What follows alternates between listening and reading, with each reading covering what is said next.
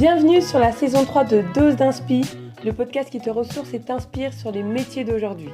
C'est ton rendez-vous inspirant 2 fois par mois. À travers les invités à ce micro, je te propose d'explorer le monde professionnel actuel. Connaître un milieu professionnel, c'est avant tout s'inspirer des histoires qui touchent les personnes issues de ce milieu afin d'en puiser l'essence même qui te permettra de choisir ta voie, t'orienter vers ton métier ou tout simplement de t'éclairer dans ta carrière. Nouveauté, des interviews terrain sur ton programme avec des personnalités inspirantes prêtes à te transmettre leur savoir, leur vécu, leurs expériences négatives ou positives qui ont façonné leur parcours et ont fini par les mener à la réussite. Alors installe-toi dans ta bulle confortablement, mets tes écouteurs et prends ta dose d'inspi.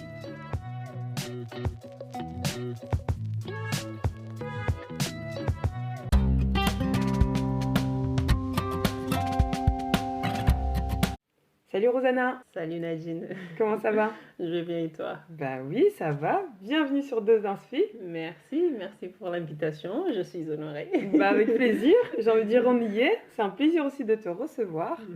On se connaît depuis peu de temps. En tout cas, on a eu plaisir, je pense, à se voir à différents événements et grâce à différentes connexions et rencontres. On va pas tout citer maintenant, mais voilà. En tout cas... Aujourd'hui, on va avoir la joie et l'honneur de te découvrir, de découvrir qui tu es, ce que tu fais dans la vie, ce que tu aimes et vers quoi tu avances. Parce que du coup, tu me connais, hein, je vais aller chercher les infos petit à petit pour défiler un peu le fil.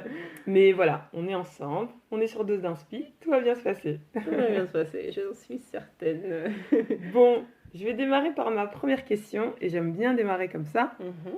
Si tu devais choisir 3 mots ou 3 figures inspirantes pour te présenter, lesquelles choisirais-tu? J'irais le Cap-Vert. Ah. J'irais le Cap-Vert, la femme capverdienne surtout, Ouais. et j'irais Batouk. Ah. Qu'est-ce que c'est Batouk? Alors Batouk, c'est une danse, une musique, une mélodie, storia que Batouk connaît. E também de coração, porque sabe, ele Cabo Verde. Les Cabo Verde, c'est exactement ça. Et du coup, pour te compléter, musique et danse traditionnelle qui vient du Cap-Vert. Exactement. Super. Alors du coup, pourquoi ces 3 mots, 3 figures, en tout cas 3 définitions de ce que tu es? J'ai entendu femme capverdienne, Cap-Vert et le Batouk. Ça permet de te poser la question sur tes origines. D'où viens-tu? Alors, je suis née au Cap-Vert et je suis une passionnée du Batouk. Tout simplement, je suis une passionnée du Batouk. Mon souhait, mes origines, ma culture capverdienne fait que ça me ramène toujours là. Ok.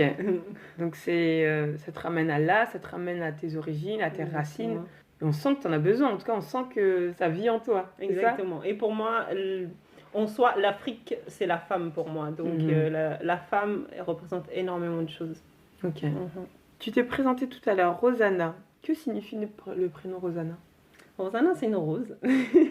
Après, ma mère m'a donné le prénom Rosanna parce qu'elle aime énormément la présentatrice capverdienne Rosanna Almeida. Ah oui. Ouais. Je me disais, il y avait sûrement un clin d'œil à Exactement. cette journaliste, hein, il me semble. Exactement. Journaliste, présentatrice, ouais. DTCD, Ok. ouais, exactement.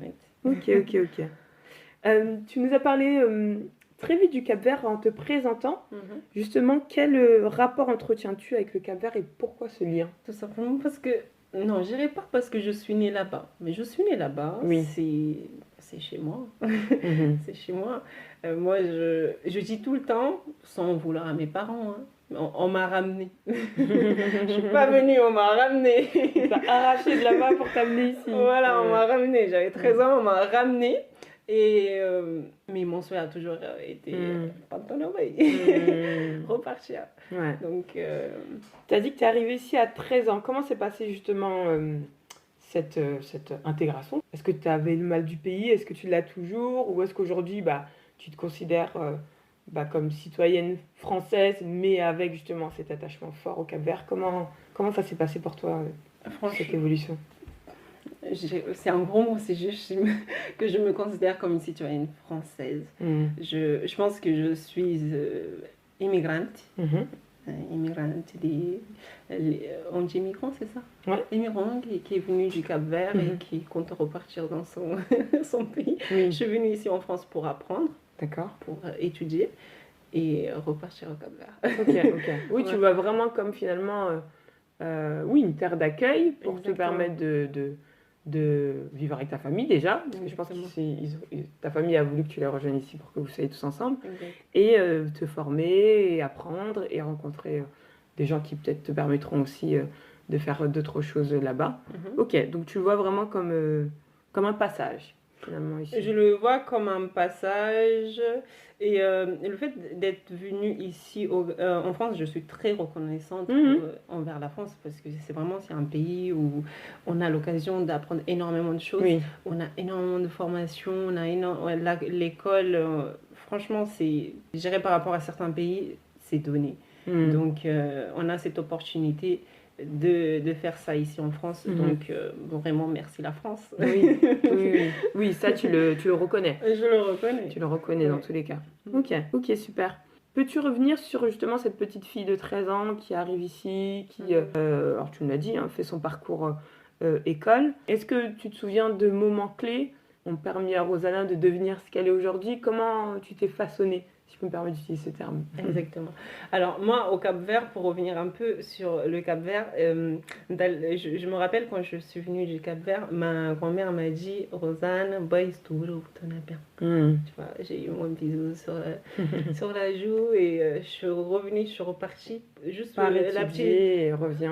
Exactement. Et le fait que je suis revenue, il n'y avait plus ma grand-mère. C'est juste un petit souvenir que je souhaite quand même mettre là-dedans, parce que c'est vraiment un moment émouvant pour moi. C'était vraiment un moment émouvant pour moi, le fait de repartir et que ma grand-mère n'était plus là. Oui, tu as ce petit pincement au cœur quand même. Ce petit pincement au cœur, donc le fait qu'on m'a enlevé de là-bas, m'a ramené ici. Voilà, tout simplement.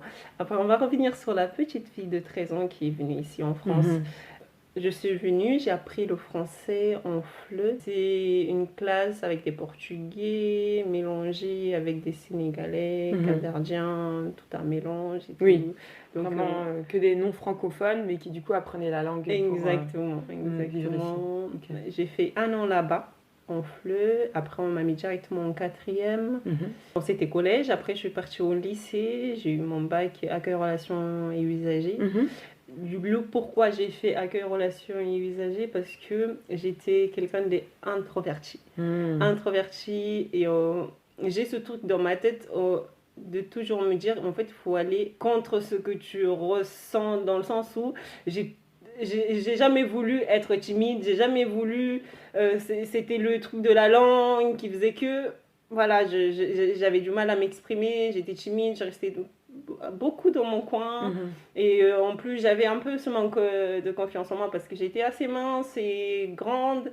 Et je me rappelle, au Cap-Vert, on me disait « Rosanna, ouais, péricoucou ». Parce que je suis grande, je suis élancée, voilà. Et j'étais grande très, très vite. Et du coup, j'avais ce côté très timide, très dans son coin et tout. Et je me suis dit, en fait, je veux pas rester comme ça. Je veux pas rester comme ça. Donc, du coup, sortie de ta zone de confort pour justement essayer d'aller vers des choses exactement. Sur lesquelles on ne t'attend pas, peut-être. On m'attendait pas du tout, parce que accueil, relations et usagers, on faisait énormément de stages, et c'est des stages à l'accueil où tu rencontrais des gens, ou la vente, et je suis tout le temps en contact avec des gens, avec des clients, donc tu es obligé. Je me suis dit, en fait, il faut que je fasse ça, parce que je peux pas rester comme ça. Du coup, le fait de partir dans ce bac ARCU, ça s'appelle ARCU, ça m'a fait énormément de bien. J'ai évolué, parce que je me suis dit, il faut que je parle, il faut que je dois apprendre le français, le bon français. Je lisais énormément, donc j'étais un peu éloignée de mes collègues, parce que j'étais trop timide. Donc du coup, il y avait cette fossé avec l'intégrité. J'avais des amis, jusqu'aujourd'hui ils sont mes amis, mais il y avait cette fossé là que je voulais absolument enlever. Absolument Enlever, donc voilà. Et ça t'a aidé du coup de le faire? Ah oui, ça De m'a faire ce bac, énormément, ok. vachement aidé de faire ce parcours-là. J'ai fait des stages où vraiment on me disait Rosanna, très bien, etc. Je me rappelle, j'ai même pleuré devant eux. Ils étaient choqués. Pourquoi? Mais parce qu'en fait, je me suis retrouvée. Ouais. Ça m'a fait du bien. J'apprends à parler, j'exprime, je dis ce que je pense, ce que je ressens, et c'est incroyable dans une autre langue. Ouais, Donc, ouais. trop bien. Bah, je trouve que c'est super intéressant cette partie que tu témoignes parce que même si très vite on a voulu ou on a pensé que finalement tu ne correspondais qu'à cette personnalité d'introverti, de ceci, etc., eh bien, je pense que tu étais dans tous les cas dans ton évolution et dans ta... oui, tu grandissais. Donc le but, c'est pas que tu restes que à ces caractéristiques-là, et surtout que tu sentais que tu voulais plus et qu'il fallait que tu sortes de ta zone de confort. Et je pense qu'après, quand justement tu as vu que tu y parvenais, bah, il y a une satisfaction. Et je pense que c'est là que tu te rends compte que tu peux aller encore dans un step au-dessus. C'est ça. Et un step au-dessus, etc. Donc je pense que, bon, je dévoile rien, mais peut-être que ton parcours t'a permis aussi d'aller vers ça et de te rendre compte qu'il y a toujours quelque chose qu'on peut aller chercher au fond de soi pour justement se dépasser et tester de nouvelles choses et d'aller dans des sphères, dans des domaines où on ne nous attend pas. Exactement. Et c'est ça. Et tant que tu prends du plaisir et que tu te rends compte que, ah bah oui, maintenant je sais que je suis capable de ça, t'as tout gagné. Exactement, et c'est exactement ce qui s'est passé parce qu'après le bac, il y avait des conseillères, toujours, ah Rosanna, tu veux faire quoi du coup? Nous, on te conseille de faire un BTS, etc. Mais moi, je voulais absolument faire la fac. Je me suis dit, ah, moi, je veux faire la fac, je veux LEA, j'avais pour objectif de devenir hôtesse-solaire, donc, et en plus, apprendre, il me fallait absolument l'anglais, donc fac de langue, Créteil. D'accord. UPEC, et j'ai fait 2 ans là-bas, mais finalement, avant ça, je faisais quelques photos par-ci par-là. On me contactait, Rosanna, viens parler, viens pas là. Pourquoi je fais pas de mannequin? Et de plus en plus, j'entendais, pourquoi tu fais pas mannequin? Je me suis dit, bon, ok, là, il y a quelque chose qui se présente à moi, qu'est-ce que je fais? Donc, du coup, j'ai contacté une école que j'ai cherchée sur Internet et tout, une école de mannequinat. D'accord. Ça s'appelait Model School. Wow. Je ne sais pas si ça existe toujours, mais en tout cas, à l'époque, c'est ce que j'ai fait. Model School, wow, j'ai appris à marcher parce que je ne savais pas marcher. D'accord. Je ne pouvais pas rentrer dans le monde de mannequinat sans savoir qu'est-ce que c'est le mannequinat. Et surtout ici en France, il faut apprendre les choses, il faut savoir... par rapport au reportage que je voyais, si t'es pas suivi, c'est compliqué. C'est compliqué. Donc du coup, je me suis dit, ok, bon, qu'est-ce que je fais? Je suis partie donc cette école, j'ai appris comment marcher, l'administratif, c'est très important, surtout ici en France, il faut savoir la loi. Et donc c'est ce que j'ai fait. Et après ça, à la fin de ce concours, j'ai eu mon diplôme, etc. Et il y avait un moment où il y avait des agences qui venaient du coup à cette école-là, dont ils avaient un partenariat ensemble et tout. Voilà, pour voir s'il y a des profils qui peuvent les intéresser. Donc du coup, j'ai été émise à DMG et une agence en Suisse. Même pas une année après, j'ai été intégrée chez une grande agence ici en France qui s'appelle Métropolitain. D'accord. Voilà, donc j'ai été suivie, pareil, toujours par l'école. Et ça s'est super bien passé. Donc aujourd'hui, j'ai arrêté le mannequinat. Ça ne veut pas dire que c'est une fin ou je ne sais quoi.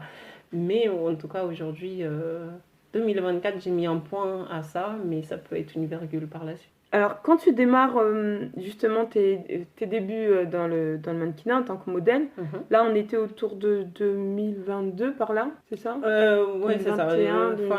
C'est ça. Oui, exactement. Ok, très bien. Donc, c'est dans ces années-là que tu démarres, tu fais ton petit bout de chemin. C'est important hein, que tu nous dises que tu es passé par la case école. En tout cas, tu voulais déjà savoir à quoi ça correspondait en France, qu'est-ce qu'on attendait des modèles pour ensuite... frapper aux portes des agences. Qu'est-ce que tu as découvert de ce monde-là? Qu'est-ce qui t'a plu? Parce que tu disais que finalement, tes premiers pas, au début, c'était juste des sollicitations ici et là, via de la photo.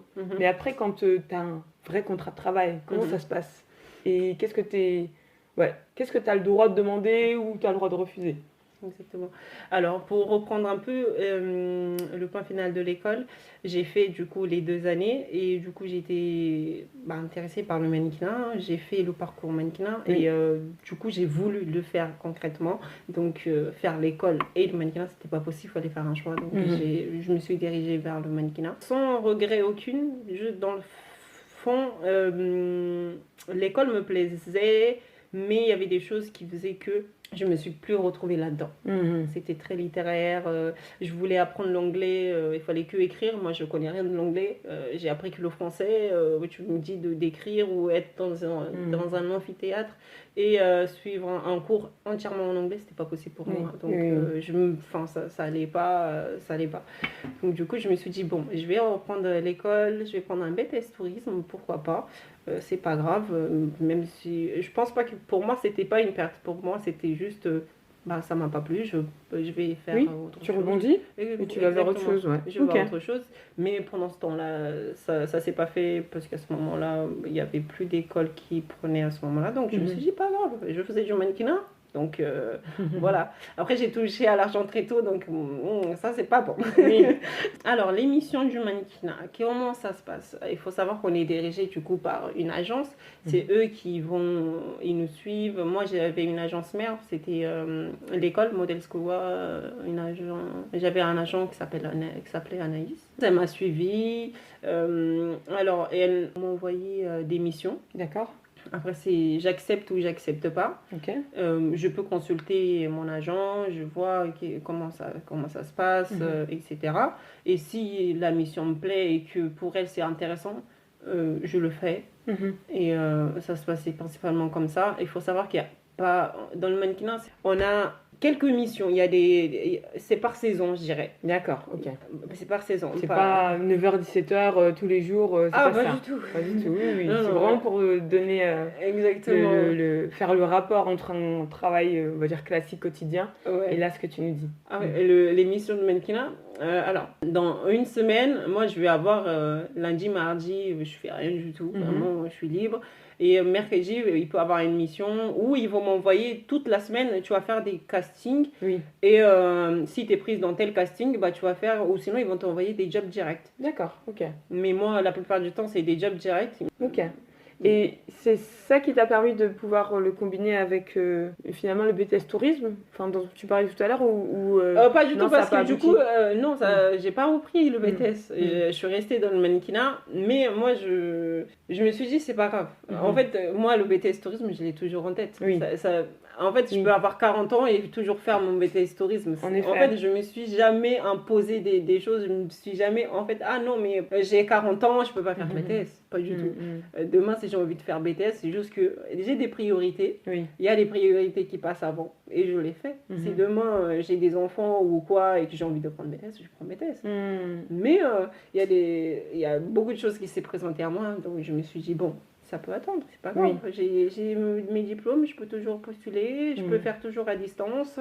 Si j'ai envie de BTS pour aller là où je veux aller, je vais faire le BTS pour aller là où je veux aller. C'est pas une fin en soi parce que j'ai arrêté à tel point. C'est ça qu'il faut comprendre avec les études. C'est que c'est pas parce que il y a des personnes qui ont fait de 17 ans à 23 ans et qui aujourd'hui sont en Master 5 et que c'est très bien. Franchement, c'est magnifique. Mais si tu peux faire à 40 ans parce que tu n'as pas eu le temps pendant ce temps-là, et il faut prendre le plaisir pendant le parcours. J'ai toujours fait ça. Il faut prendre le plaisir pendant le parcours. Quoi que tu fasses, il faut prendre ce plaisir-là, aller faire. C'est pas grave, ça n'a pas marché, c'est pas grave. Si tu veux recommencer parce que tu as un objectif avec ça, recommence. Te prends pas la tête. C'est tant mieux que tu aies justement de la distance par rapport à ça et surtout que tu sois convaincu de la bonne logique de ton parcours. Il y a des choses qui se présentent à toi et des choses sur lesquelles je pense que tu as validé ton envie justement d'avancer vers là, tout en gardant peut-être d'autres projets qui, ils se sont pas faits à ce moment T, ils se feront à ce moment T+1, T+2, T+3. Mais pourtant, tu renonces pas, entre guillemets, tes rêves. Je me mets le mot rêve, mais pour en tout cas faire comprendre la chose. Et c'est tant mieux, j'ai envie de dire.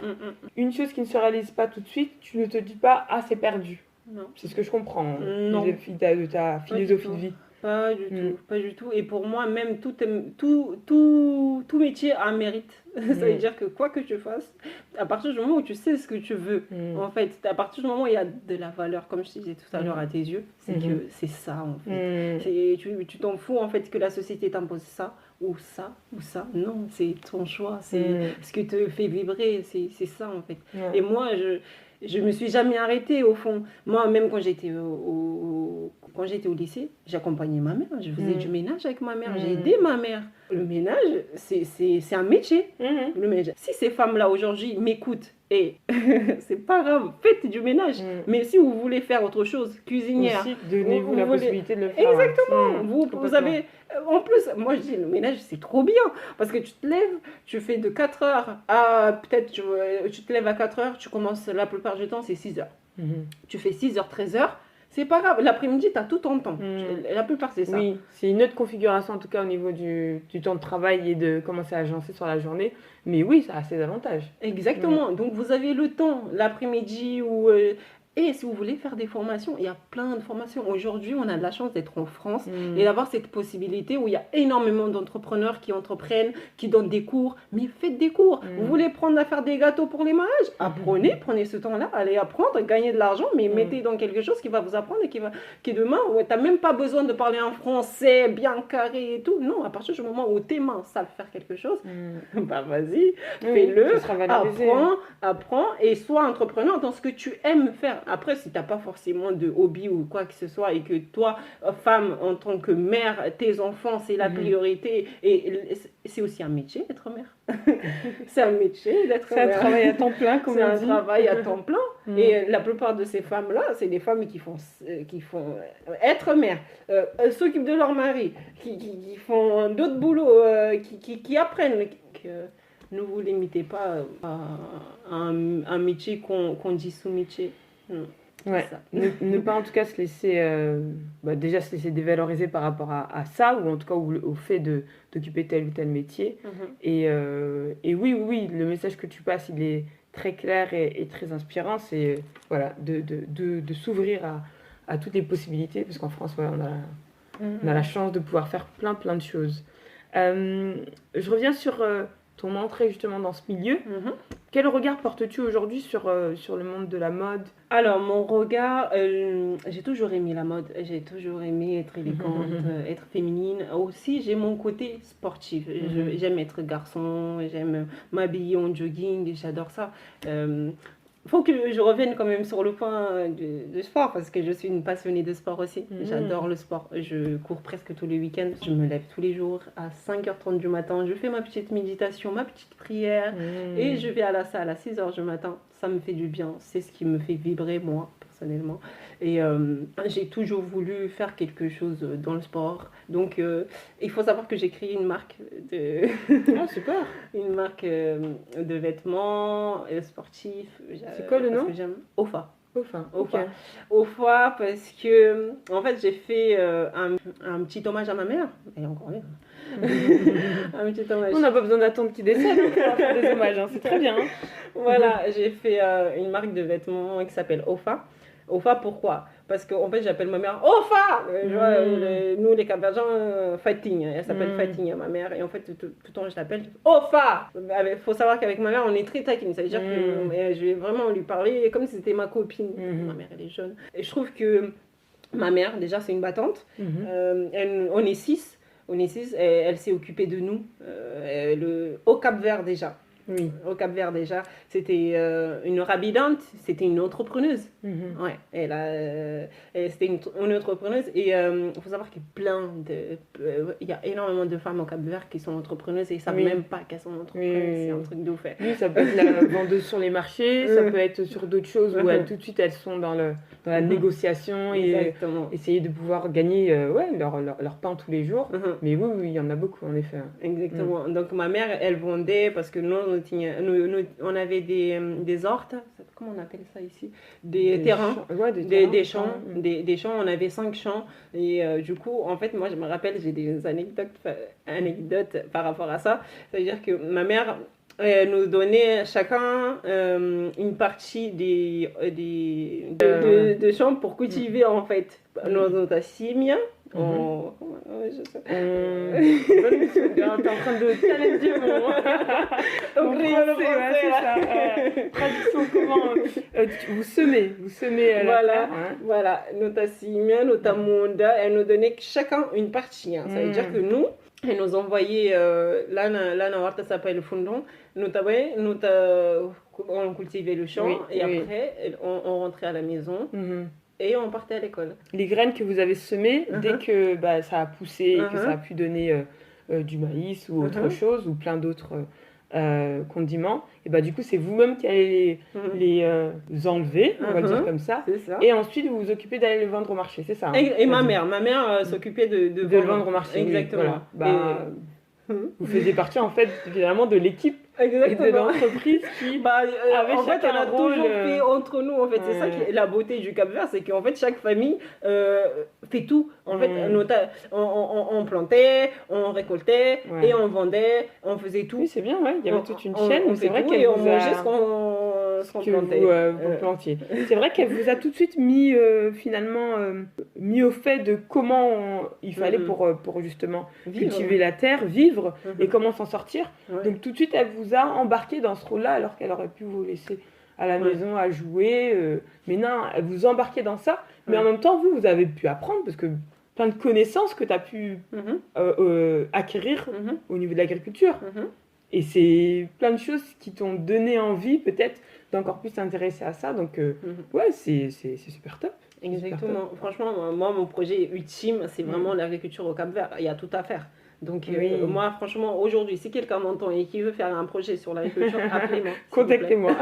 Contactez-moi, parce que vraiment, je suis une passionnée. À Mondial Cap-Vert, terre à terre, il y a une grande fan de sport, donc là, tu as pu en effet créer une marque.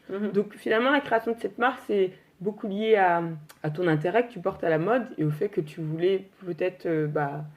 rendre hommage à ma mère et aux femmes capverdiennes parce que c'est des femmes et je te jure des battantes et je te dis moi je suis pauvre donc je suis née pauvre, ça veut pas dire que je vais finir pauvre. Je suis née pauvre, tout ce que j'ai fait là, pour moi j'ai pas été pauvre, pour moi c'est la richesse, oui. Clairement la richesse. Donc moi je sais tout faire avec rien du tout. Ma mère est débrouillarde et je connais énormément de familles comme ça. Ma marque à cette inspiration-là envers les femmes déterminées, franchement, battantes, résilientes, valeur, tout simplement, valeur, la valeur de quand tu as quelque chose. Parce qu'en fait, quand tu n'as rien, quand tu as quelque chose dans la main, tu sais prendre soin. Oui. Donc ça. De valoriser, les choses et j'imagine le quotidien, même chaque jour, chaque chose que tu peux vivre. Trop bien, trop bien. Donc finalement, le monde de la mode, tu mets les pieds dedans au travers de ce que tu peux faire dans le mannequinat. Tu poursuis et tu le fais vivre au travers de ta marque. Comment tu souhaites poursuivre finalement ton avancée dans ce domaine-là? Tout à l'heure, tu nous as parlé justement du parcours jusqu'à aujourd'hui dans le mannequinat. Pour toi, c'est pas forcément... Tu sais que tu mets une pause, mais c'est pas forcément une fin. Est-ce que tu te vois faire d'autres choses dans ce domaine-là? Et qu'est-ce que ça t'a apporté aussi d'être dans ce cadre-là? Alors, il faut savoir que la mode, moi qui est venue d'un monde modeste et qui va travailler avec des grandes marques, parce que c'est des grosses marques, tu vois des trucs, tu vois, des petits trucs comme ça, des millions d'euros, tu te dis waouh, c'est un truc de fou en fait. Donc, c'est très intéressant en fait de voir ce deux mondes-là coexister. Tu vois, c'est incroyable. Donc, du coup, ça a développé énormément de choses chez moi, dans ma tête, dans mon apprentissage, dans mon avancée, dans ce que je vais voir avec mes yeux et développer plus tard. Donc, c'est ça. C'était finalement, qu'est-ce que tu te vois faire dans ce cadre-là, même si aujourd'hui tu es plutôt en mode pause? Est-ce que tu as d'autres perspectives dans ce domaine-là? Oui. Alors, moi, la mode me suit toujours. Ça veut dire où je vais, on me ramène de la mode.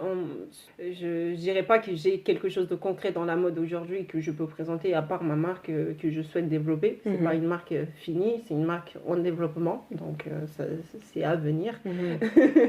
Donc, oui, je souhaite et je pense que c'est la suite logique. Mais donc, quoi exactement, vous allez découvrir. Venez me suivre, venez voir ce que je fais et voilà. L'avenir nous dira alors. Exactement. Ok, super. Que peux-tu nous dire, Rosanna, de ton engagement associatif depuis 2023 ? Il s'est passé un certain nombre de choses en 2023 qui t'a permis justement de voir un peu tout le paysage associatif en Île-de-France. Et qu'est-ce que tu peux nous dire là-dessus ? Alors, l'associatif, oui, ça a toujours été quelque chose que j'ai voulu faire. Après, je savais pas mettre de mots dessus. J'ai toujours voulu faire quelque chose par rapport au Cap-Vert. J'ai toujours voulu aider les femmes, les enfants qui sont dans la pauvreté. Et je sais qu'au Cap-Vert, il y a énormément de choses à faire. Oui. Il y a énormément de choses à faire. Donc, j'ai toujours voulu. Je me suis dit, en fait, à chaque fois, ici en France, à chaque fois que je vois quelque chose qui m'intéresse, je me dis, mais ça, on peut faire ça au Cap-Vert. Oui. J'ai toujours emmené à chaque fois, je l'ai emmené au Cap-Vert. En fait. Imagine ça, il y avait ça au Cap-Vert, ça serait incroyable. Ça te donne des idées, en tout cas, ça te... Et c'est incroyable comment à chaque fois, tout me ramène là-bas. Oui. Et, c'est ce fameux lien que tu disais. C'est ça. C'est ça. Donc, du coup, j'ai toujours voulu. Et je me suis dit, bon, ok, il faut savoir que j'ai fait Miss Cap-Vert en 2023. Et Miss Cap-Vert France. Et c'est ça, Miss Cap-Vert France. Et avant de faire Miss Cap-Vert France, j'ai fait Miss Union africaine. D'accord. Alors, il y avait tous les pays de l'Afrique, dont le Cap-Vert, qui faisait un concours de Miss, dont Miss Tchad a gagné. Et Rosanna était Miss première dauphine de Miss... Union africaine. Exactement. Et donc, du coup, c'est de là qu'a commencé le côté Miss. Le côté Miss, j'ai toujours été dans la mode, mais le côté Miss, ça a commencé comme ça. Et il faut savoir que, du coup, le comité a invité l'ambassade du Cap-Vert à venir, dont une dame est venue, et elle m'a suivie, et par la suite, elle m'a suivi mon parcours, elle a vu que j'étais quand même un peu intelligente, ok, Rosanna, pourquoi pas faire ci, faire ça, ok, cool. Donc je la suivais un petit peu sur ce qui se faisait ici en France et m'intéressait du coup. Elle me disait, wow, écoute, il y a ça, il y a des associations, etc. Ok, donc là est venue l'association.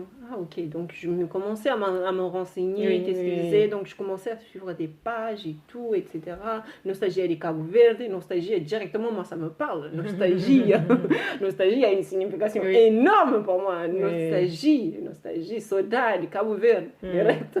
Donc du coup, direct, mais je m'abonne. Donc je suis un petit peu, donc je vois les autres associations qui donc du coup, j'ai été invitée à la radio Capo, donc l'animateur radio. Il m'a dit, écoute, il y a telle association, il y a l'association Chali, le regroupement en tout cas Chali, qui va regrouper du coup tous les associations. Chali, c'est un collectif de plusieurs associations capverdiennes. Exactement. Qui se sont regroupées pour des missions bien précises, mais beaucoup de missions de solidarité internationale avec le Cap-Vert. Exactement. Et du coup, donc, j'ai été ce jour-là pour l'envoi du matériel du Cap-Vert, dont l'association des femmes capverdiennes portait ce projet-là et qui, du coup, a envoyé le matériel au Cap-Vert. Et je tiens quand même à souligner ce point-là. Si une infirmière, je ne sais pas, capverdienne ou pas, qui m'écoute, on cherche du matériel. On cherche du matériel pour le Cap-Vert. Pour le Cap-Vert, c'est très important. On a des besoins. On a des besoins importants. La santé, c'est la chose la plus importante aujourd'hui. Nous, au Cap-Vert, on a besoin. Il y a des personnes dans des difficultés qui ne peuvent pas se payer ces soins-là. Donc, si vous pouvez faire un don, allez sur le collectif Chali. Venez. On a besoin de vous. Moi, je suis dans l'association. C'est là que j'ai connu, du coup, l'association AFCVF. Donc, je me suis engagée dans l'association AFCVF, pardon. Mhm. Et c'est là que je me suis engagée. J'ai fait un choix. Parce que moi, la femme, enfin, ça a toujours eu ce lien-là, la femme capverdienne. Donc, la femme capverdienne de France, l'association des femmes capverdiennes de France, Oui, c'était ça te parlait. logique. Ouais. C'était logique. Ça te parlait. Exactement. Ok. Donc, au travers de ce collectif Chali et aussi du fait que tu aies intégré cette association des femmes capverdiennes de France, bah, ça t'a permis de découvrir le tissu associatif en France. Et ça t'a permis de voir que finalement, tu pouvais aussi y contribuer, tu pouvais apporter ton aide en fonction de tes possibilités et de ton temps, bien sûr, mais tu as pu juger ça. Et bah, c'est ce que tu cherchais à ce moment-là. C'est ce que tu cherchais. Aujourd'hui, tu poursuis justement cet engagement? Oui, en fait, j'étais très heureuse quand je suis partie et tout, que j'ai vu toutes ces associations, des gens qui veulent aider. Oui. J'ai dit, waouh, ça existe, c'est vraiment quelque chose qui existe. Parce que je suis partie dans l'association FCVF. Mon amour pour le Cap-Vert fait que je ne lâcherai jamais d'aider, de vouloir aider le Cap-Vert et je fais à mon niveau, je mets mon temps quand je peux. Et voilà. Super. Oui, encore une autre manière de pouvoir garder le lien avec le Cap-Vert. On voit bien en tout cas, c'est le fil rouge de ta vie et c'est trop bien, on sent que tu prends plaisir. On était en 2023, on avance, on arrive en 2024. Quelle nouvelle opportunité s'est présentée à toi justement cette année-là? Alors, il faut savoir que j'ai fait du coup Miss. Miss, j'ai remporté Miss Cap-Vert France 2023. C'était une expérience enrichissante. Moi, je vais toujours prendre quelque chose positivement. Même si ça a été négatif, aujourd'hui, je le prends positivement parce que ça m'a appris énormément de choses. Je voulais porter quand même un message par rapport à Miss parce que faites ce que vous aimez. Faites le concours de Miss si vous souhaitez, mais pensez toujours à vous former. Pensez toujours à aller faire quelque chose qui demain va vous emmener dans... En tout cas, analysez, posez des questions, faites-vous suivre, mais ne fermez pas les yeux sur certaines choses et pour juste suivre ou avoir une illusion d'eux. Mais renseignez-vous, faites des choses avant... Faites cette analyse-là avant de vous lancer dans quoi que ce soit. Là, quand tu nous dis que c'est une expérience qui t'a apporté et pour laquelle tu retiens que du positif, est-ce que c'est un peu une médaille qui brille, mais il y a aussi le revers de la médaille qui fait que tu en as vu une autre facette, finalement? Ok. Mais pour autant, toi, ce que tu veux garder en tête, et c'est tout à ton honneur, et je pense que c'est comme ça aussi qu'on grandit, bah, c'est tout le bon que ça t'a apporté. Mais tu veux quand même apporter un message sur le fait qu'il y a cette autre facette qui n'est pas forcément la plus belle à voir. Donc, demain, si quelqu'un veut se lancer dans ce milieu-là, de bien prendre le temps d'aller découvrir toutes les facettes pour pas s'enfermer dans un truc qui finalement, après, va peut-être totalement les dégoûter. Exactement. Alors moi, quand j'étais dans Miss Cap-Vert 2023, etc., je l'ai très mal vécu quand j'étais sur la situation. Quand j'étais dans la situation, j'ai très mal vécu parce que je voyais la chose autrement. Moi, je voulais aider le Cap-Vert, je me voyais avec des yeux qui brillent, je voulais faire énormément de choses. Finalement, ça s'est pas fait ou j'ai pu faire ce que j'ai pu faire. Mais ne vous limitez pas. Faites si vous avez envie de faire, mais renseignez-vous, allez chercher, renseignez-vous surtout. Si vous souhaitez venir me parler par rapport à ce parcours-là, venez, je suis ouverte. Oui. Ça peut permettre d'avoir un échange un peu plus, on va dire, global, parce que finalement les questions peuvent être très générales, que les personnes peuvent avoir, et en tout cas toutes celles qui auraient envie de se lancer dans ce milieu. Mais ce qui est, je trouve, tout à ton honneur de pouvoir souligner, c'est qu'il y a en effet les bons côtés comme les mauvais, et de ne pas être que sous le feu des projecteurs et penser qu'il n'y a que des paillettes. Non, il n'y a pas que ça. Mais après, voilà, ça reste quand même une voie. C'est une voie que quiconque pourrait avoir envie de prendre. Et il faut juste être au fait de la réalité, voilà, la réalité de ce milieu. Très bien, mais c'est pas que ça qui t'est arrivé en 2024. Ah non, pas du tout. Alors, 2023-2024, il m'est arrivé énormément de choses. J'ai même... Alors, L'avantage d'être Miss, etc., ça m'a permis de rencontrer énormément de monde. Absolument. Ça m'a ouvert la porte au monde et j'en remercie énormément au comité Miss Cap-Vert France. Merci. Merci. Aujourd'hui, j'ai un regard beaucoup plus large. J'ai des personnes qui s'intéressent à moi, mais pas à la Rosanna Miss, mais à la Rosanna Rosanne avec sa propre identité. J'ai une identité pure. Je ne suis pas Rosanna Nice, je suis Rosanna. Donc aujourd'hui, si vous m'appelez, appelez Rosanna, s'il vous plaît. Rosanna. Donc oui, donc j'ai rencontré plusieurs personnes. Aujourd'hui, ces personnes sont devenues des amis. Et dont Danielson, le créateur de Terre à Terre. Et, que je connais bien. Exactement. Petit clin d'œil à lui. Voilà, il s'agit. Et Afragne também de Cap-Vert en Images. Cap-Vert en Images, et qu'on a reçu aussi sur le podcast. Exactement. Donc on a fait Nos Voix, tous ensemble, on s'est rencontrés, c'était comme un pic. Les voyants se sont allumés, waouh. Wow. Donc toi t'aimes ça, donc toi t'es comme ça. Mais Rosanna, je te voyais un peu hautaine, bizarre. Non, Rosanna, elle est cool. Rosanna, c'est une petite lumière qui sur le Cap-Vert, j'adore ça. J'aime dire que je suis le soleil du Cap-Vert ou dès que je vois quelqu'un qui aime le Cap-Vert autant que moi, je dis ouais, toi t'es le soleil du Cap-Vert parce que et quand ils sont venus vers moi et que on a parlé et qu'à chaque fois on parlait du Cap-Vert, on voulait faire quelque chose, nanani, on s'est dit pourquoi pas faire quelque chose à trois qui va ramener vers le Cap-Vert via la diaspora aussi et développer ça. Donc on s'est dit pourquoi pas un média cap-verdien. On cherche le nom Nos Voix. Nos Voix. Qui veut dire notre voix.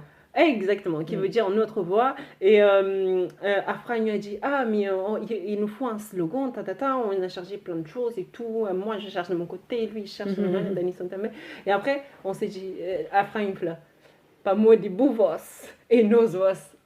C'est beau ça. Ça passe super bien. Ça passe super bien. Merci Afragne, nous paye direct, go. Et on a commencé nos voix magnifiques. J'adore ce projet. Après, c'est un projet sur long terme. Aujourd'hui, on a des priorités, il faut savoir. Écoutez bien. Aujourd'hui, on a des priorités. On est des jeunes, on a 26-27 ans. On a énormément de priorités aujourd'hui qui fait qu'on va prendre de notre temps, le peu ou dès qu'on a, et on va mettre dans nos voix parce que c'est notre bébé à nous et on va le faire développer, mais petit à petit. Il ne faut pas attendre de nous voir partout. Non, c'est petit à petit, on va avancer à notre rythme. Et puis vous avez vos projets aussi respectifs sur lesquels vous devez avancer. Exactement. J'ai mes projets perso et pareil, eux, ils ont leurs projets, ils ont leur vie tout simplement. Pareil. Donc c'est ça. Super. Et ben c'est une superbe idée. Je vais pas dénaturer le slogan, mais juste pour que tout le monde comprenne. Pour moi, dit nos voix. Non, moi, dit bou voix. Pour moi, dit bou voix et nos voix. Je me disais que ça buguait. Pour moi, dit bou voix et nos voix. Traduction, parce que ta voix, c'est notre voix. C'est notre voix, exactement. Et je sens dans cette identité de média déjà une volonté de réunir, une volonté de rencontrer, une volonté de donner la parole. Exactement. Et avec pour, je dirais, cœur central, le Cap-Vert ou tout ce qui va toucher au Cap-Vert. Et donc, pour donner des exemples de mémoire, on peut vous rencontrer dans des événements où justement un certain nombre de choses liées au Cap-Vert peut être mis en avant, comme la culture, comme la musique, comme je dirais, les danses ou peut-être même des défilés de mode ou quoi qu'est-ce. Mais en tout cas, c'est là où on peut vous rencontrer. On peut vous rencontrer aussi au travers d'événements professionnels aussi. Je vais pas me gêner que de citer l'événement Croyez en vous, où là, vous allez effectivement aussi aller à la rencontre d'un certain nombre de professionnels ou d'étudiants ou de figures inspirantes qui peuvent être présentes. Ce qui est hyper parlant, c'est qu'il y a une dynamique au travers de ce média. Il y a en effet une identité et il y a une voix, des voix. Et c'est par ça que vous parvenez à faire passer votre message. Exactement. Et oui, je trouve qu'en tout cas, c'est c'est hyper parlant. Je vais faire exprès d'utiliser ce terme. Et j'ai envie de dire, continuez. Hein. Merci. Mm. Ah oui, donc c'est beaucoup d'organisation et dès qu'on arrive à avoir nous trois au téléphone, on met un projet en place et à chaque fois, nous voyons. Oui, Tu vois, on c'est y va. vraiment ça. Trop bien, trop bien. Rosanna, merci, on a parlé de plein de choses, on arrive bientôt à la fin de cet épisode, j'ai envie de dire oh, comme dans les films, oh. Ouais. Mais bien sûr, on va pas se quitter sans aborder un dernier point qui est qui sont tes doses d'inspi aujourd'hui? Mes doses un peu, c'est vraiment facile, c'est le Cap-Vert, ma mère, et encore, il y a énormément de choses. Je m'inspire même de la culture française, je suis un peu de ce qui se fait en France. Mes doses d'inspi, c'est ça, c'est ce que je vois tous les jours, c'est les gens que je vois et que me donnent cette inspiration. Je suis inspirée par chaque personne. Et tu te donnes l'occasion en tout cas d'écouter les gens et c'est là que tu te rends compte que n'importe quel moment tu peux en être inspiré. Ouais. Exactement, à n'importe quel moment, quand tu écoutes une histoire ou moi, j'écoute beaucoup Youssoupha, le chanteur, et il porte énormément de messages. Ah oui. Il porte énormément de messages et il y a un truc qui m'a parlé dans une de ses chansons qui dit si travailler dur faisait qu'on devienne riche, alors chaque femme africaine est une millionnaire. Oui, serait millionnaire aujourd'hui. Exactement. Je vois très bien de quelle punchline tu parles. Ouais. En effet, oui, c'est top. C'est top que tu arrives en tout cas, à t'imprégner et à te nourrir via toutes ces doses d'inspi que tu prends tous les jours, de finalement beaucoup de gens qui t'entourent. Et c'est vrai que les deux premiers que tu as cités, c'est Cap-Vert et ta mère. Ouais, Cap-Vert, ma mère, la femme africaine en soi. La femme africaine de manière globale. Ok. Dernière question pour toi. C'est un peu le bonus. Si tu devais citer une musique, une seule, un titre ou un chanteur qui est pour toi le plus inspirant de tous les temps, ce serait qui? Alors, je vais aller sur le batouk. Il y a un batouk qui je porte énormément à cœur qui s'appelle Tabanka. Si je dis pas de bêtises, ça s'appelle Tabanka. Et en fait, c'est une musique très qui me porte vraiment à cœur parce que ça emporte tout en fait. Cette nostalgie du Cap-Vert. Oui. Cette nostalgie du Cap-Vert, cette mélodie, cette air de saudade. Oui, la saudade, j'allais te dire. C'est vraiment ça, la musique fait aïe aïe aïe aïe aïe aïe. Ça s'appelle Batuku Tabanka exactement et la musique s'appelle Brinca Kumi. Oh là là, et là ça t'emporte. Ça m'emporte. Ouais. Ok. Super. Et tu vois, c'était pas si difficile que ça. Hein. Non, t'as répondu assez vite. Mais en effet, parce que t'es portée par cette musique et c'est trop bien. Merci beaucoup, Rosanna. Merci à toi. On arrive à la fin de cet épisode. En tout cas, tu as pu nous emmener avec toi. On a pu voyager parce qu'on a senti effectivement beaucoup toute la morabèse, j'ai envie de dire, du Cap-Vert qui vit en toi. Donc, tu nous as emmenés à tes 13 ans pour ensuite nous faire voyager jusqu'ici et nous raconter un peu comment tu as évolué, comment tu as grandi, comment tu es devenue la femme que tu es. En tout cas, bravo, félicitations pour tout ce que tu as pu faire depuis ces quelques années et que tu vas continuer de faire. Exactement. En tout cas, continue à garder cette lumière que tu as en toi, cette volonté de faire un certain nombre de choses. En effet, comme tu l'as dit, on ne se limite pas, on y va et continue d'inspirer les gens autour de toi parce que autant effectivement tu parviens à prendre tes doses d'inspi auprès des gens qui t'entourent, mais effectivement d'autres peuvent aussi être inspirés par toi, donc merci déjà d'avoir pu partager ce moment avec nous lors de cet épisode et j'ai envie de te laisser le mot de la fin pour conclure. Cher Cabo-Verdiano, nous juntamos, si nous juntamos nous allons más longe. Si on s'unit, on peut aller très loin. Donc c'est ça vraiment mon mot de la fin. Nous voyons. C'est ça. Super. Et écoute, je n'en dis pas plus. C'est très bien comme conclusion. Voilà. Merci beaucoup Rosanna. Je t'en prie. À bientôt. Plaisir.